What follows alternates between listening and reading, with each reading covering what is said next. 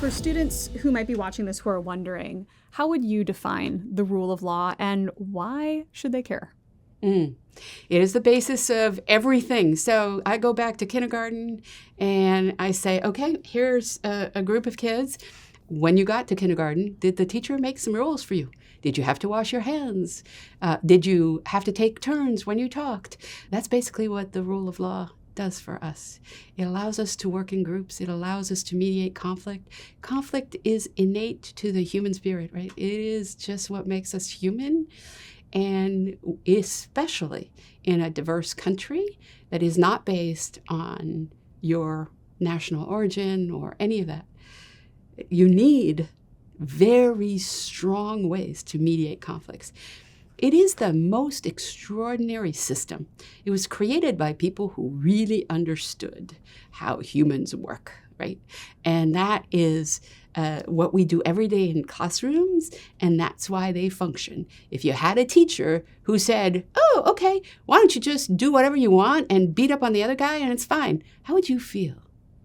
Would you feel safe contributing to that classroom, right?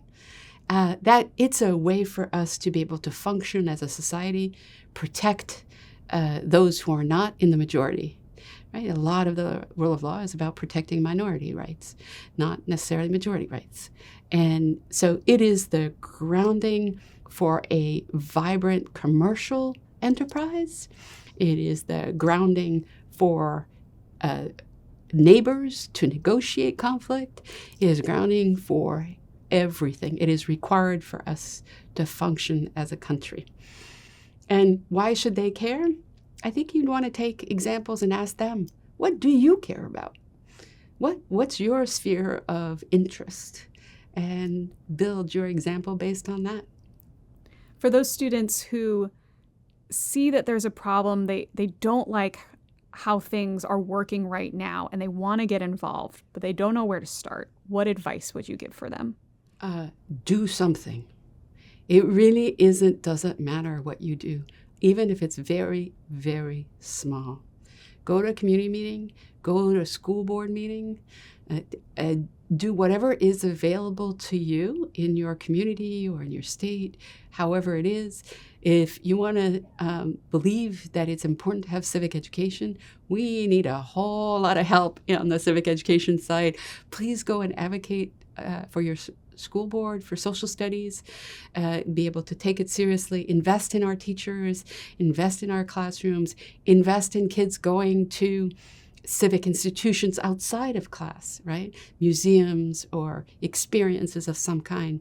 Here in the state of Washington, there's efforts to get a civic seals and allow students to have access to projects and be recognized for that.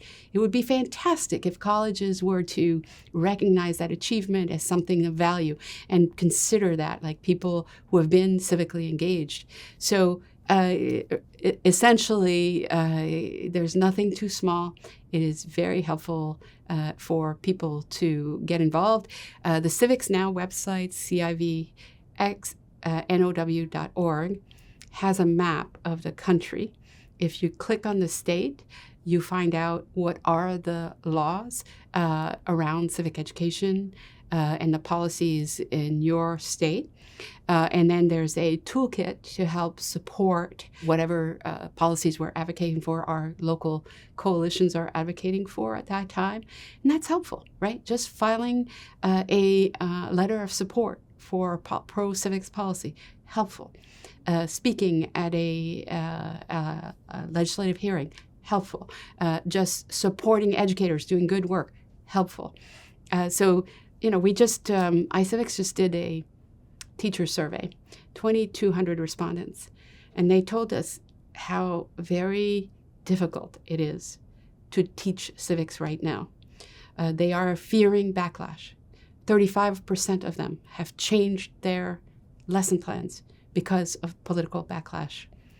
These are not like very complicated concepts. This is 3 branches of government. That's what they're changing.